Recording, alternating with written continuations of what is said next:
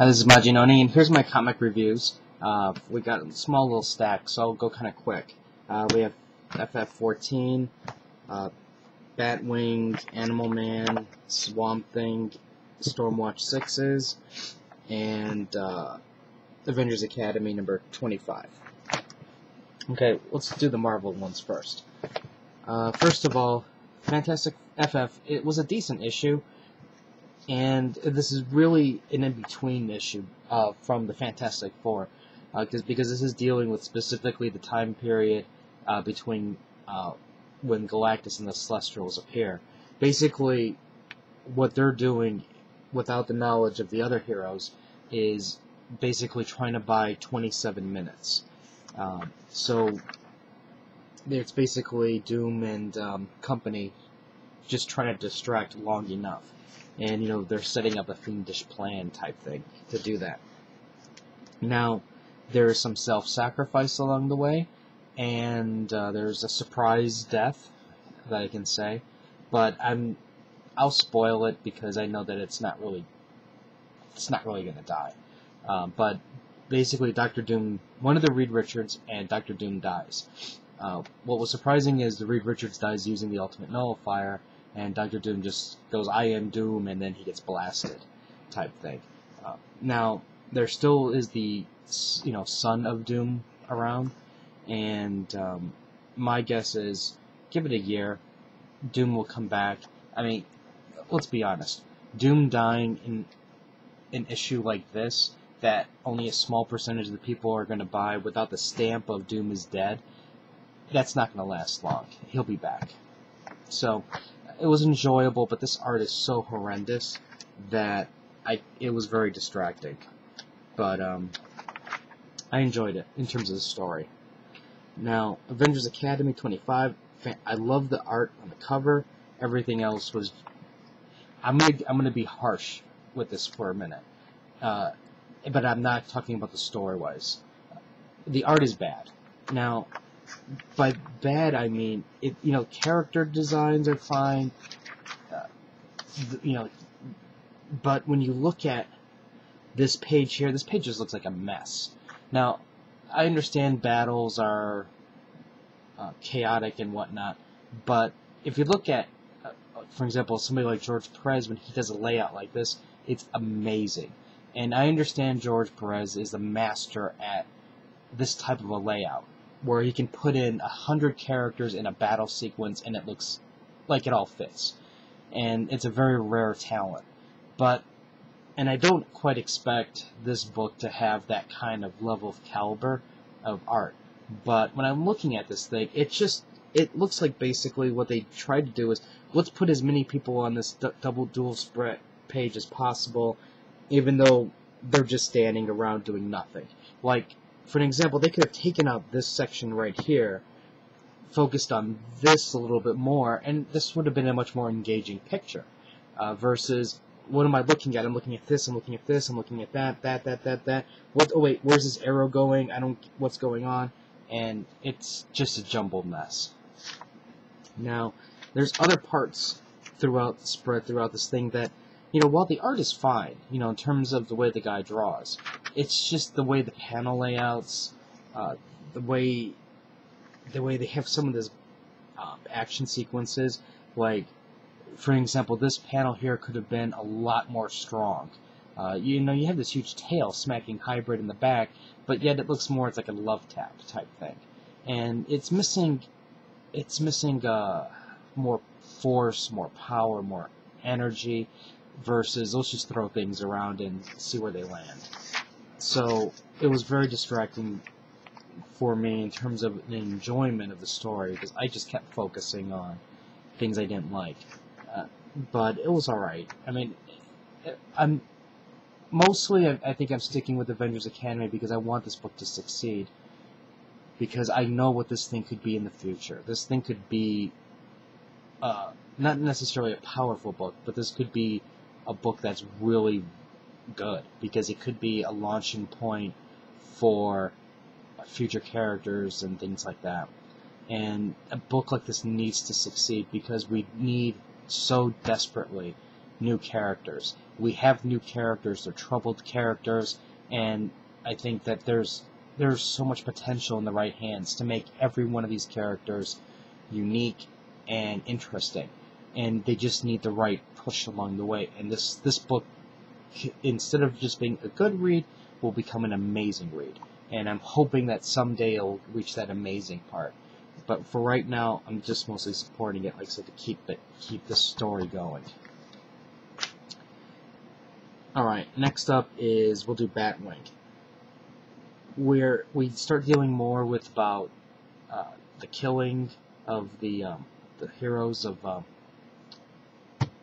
I'm forgetting their name, but the Justice League of Africa type thing. We're getting a little bit more background of what's going on, and we have the first meeting between Batman and Batwing, and it's to me, this is still a solid book. Now, the one thing that my only complaint, and it's a very, very trivial complaint, is conveniently the extra heroes that are still around are in Gotham. So now they have to go back to Gotham, and then now you can bring in Nightwing and Robin to the mix. So, it's convenient, but I'm like, who cares? Let's just get the story going. I'm enjoying it. It's just such a brutal story.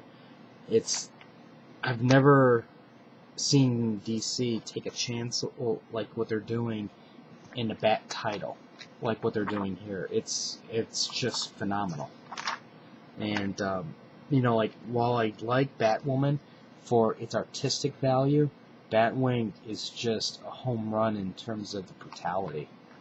It's wonderful. It's a wonderful read. And I just want to say, these figures look awesome. I want to buy every one of these, but I have no room. And it's making me sad. I might just end up buying Azrael. Maybe the Penguin. Azrael for sure, probably. But, anyways, next up. I'm being attacked by a fly. And it's been bothering me all night long. Okay, we have Animal Man and Swamp Thing. I'm going to do Animal Man first. Now, out of these two books, Animal Man is the weaker of the two, but it's also a strong book in a weird kind of way. This has nothing to do with Buddy Baker. I'm sorry, the Animal Man story. Absolutely nothing. It's a movie. And basically what's going on is one of the kids on the trip to find Alec Holland is basically watching this movie, and it's a superhero movie, and it's this loser hero who, he's in the world of, like Green Lantern and Batman, and he just sucks. He just sucks really bad, and his name is Red Thunder, and he's an alcoholic. He lost his wife, his family. His kid doesn't really care about him, and he goes for a job interview, and they're like, we thought you understood that you needed experience, and he's like, well, I was the Red Thunder. You can tell that didn't work out. So, he goes out on the streets, and he just gets beat up really bad by some kids on his first trip back out. And before you get to this really touching, important moment, and then the battery runs dead, and then it goes to back to the reality, and it's foreshadowing the deadly danger that's about to come. And what I think is strong about it is, in a sense, what's happening in the movie almost mirrors what's happening in the comic. And you have a hero who's not really important any longer, and he's lost everything, trying to cling on to what he was. And in this case, you have Animal Man, who's like, he's no longer important. It's his daughter that's important. He has to now, he's second fiddle. He's got to make sure his daughter survives, and he's got to make sure his daughter does things that she should never do, because she's a young, innocent kid. So it kind of has this kind of like a mirroring of what's going on. And I actually want to watch the movie, but So that's what I mean. It's like it's a strong title, but it's not, because to me it's almost like a placeholder, because they didn't know quite what to do before before the meeting of the two, and they threw this in. So that's what it kind of reminds me of. But it was a good read. I really, really did enjoy it. Now with Swamp Thing, this was one of the best issues by far. Everything is coming to hell. The art is just fantastic. Also, it's dark, it's twisted, and you get beautiful pages of like spreads like this, like that.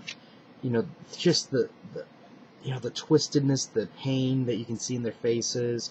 The skin stretching. It looks like a little bit of H.R. Geiger, a little bit, and especially like in here. I love this issue. And basically, Alec Holland, he failed. And, he finally realizes what he needs to do. And he goes to the swamp and he's like, I'm ready. And they're like, too late, buddy. You effed up. We told you what needed to be done and you just said no. You basically whined and, cried like a little baby, wanting blah, blah, blah. And, tough. Tough. That's it. Game over. Roth's gonna win, and this was a great read. If you're not reading Swamp Thing, this is really good, and I think I know there's a lot of people complaining about Alec Holland and then how he was separate from the Swamp Thing, and how they basically changed his entire origin. This issue here basically confirmed that Alec was supposed to become the Swamp Thing again, and it was eventually, what should have happened if, as long as he was a man, he would have turned into the Swamp Thing, and then he would have, made the Green strong. And so a lot of the people who were bitching and complaining that, this isn't the true Swamp Thing, they would have had their wish. And so what it looks like is going to happen is Alec is eventually going to have to somehow magically become Swamp Thing again. And then that's where we're probably going to get the old Swamp Thing that we know and love. And but up until now, I'm satisfied. This is a fantastic ride, and it's just a shame that it's not in the top 2, because this is really good. I really enjoy it. And finally, let's talk about Stormwatch: Wrath of the Daemonites. Okay, I really like Stormwatch. This issue, not so much. It's not that it's a bad issue. It's just an issue in transition. It almost looks like, I guess a way to imagine it is this: you're on a track for a storyline, and you have to veer off to satisfy some crossover event, and then and before you can get back on track again. And that's what it kind of looks like here. And for that, that's why to me it's a little bit disappointing. Now, I don't know. I still enjoy it, but it's missing something again. And I'm not quite sure what it is, other than I just wish they didn't do the crossover now. I think that I just have this feeling that the Daemonite crossover is going to fail. Especially Voodoo's issue was bad. It was... I'm not even doing the review on it, because that's how bad it is. When I got to that last page, I was like, are you effing kidding me? I went through all of those issues just to see that, and now I'm like, I'm done. I am so done with Voodoo. Well, I take that back. I'm probably going to have to buy one more issue because of the damn crossover. Well, I hope I don't. I hope, if I remember correctly, I think it's Stormwatch, Superman, and Grifter. If it's just that, then I'll be okay. If I have to buy another Voodoo, I'm gonna be pissed. And I'm so pissed I'm taking it out on Stormwatch. That should tell you something. Now, one other quick thing before I go. I've been reading. I have not finished this, but I can do a little preview of this. This book is amazing. The art is just so well done. and it's so twisted, and there's beautiful pieces of artwork in this. And you know, I don't want to spoil too much because I'm going to do a review of this, but oh, I gotta show you, like, the Mad Hatter. It's like there's some really, really nice things going on in here.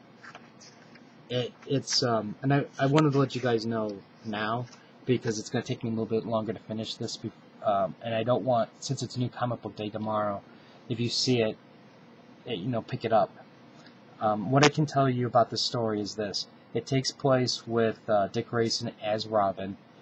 He looks like he's a little bit older because he's not Nightwing, but he looks too old to be Robin. He should be Nightwing based on the way he looks. And it's dealing with the Mad Hatter and a young girl that died when Bruce was a kid. It's a descent into madness, and it's a little bit confusing to read. And I'm gonna put my disclaimer on that. When I mean disclaimer, just imagine reading a twisted version of Alice in Wonderland, and it's, like I said, it's chaos. You know, weird things are going on. And when you're half asleep and you're trying to read it, and you know you don't quite remember necessarily what happened on the page before completely, you're lost type thing. That's what I mean by it's hard to read. I just need to be a little bit more focused when I read it, because this is definitely not a light read. There's a lot of things that are going on. And it's, like I said, it's a twisted version of Alice in Wonderland. So I want to take the time and actually read it properly, so that way I can do a review of it. But so far, I love it. I'm really, really enjoying it. And anyways, if you have any comments or questions, let me know. Rate the video up or down, let me know what you think. And tomorrow's new comic book day, so I'll have some comics. And until next time.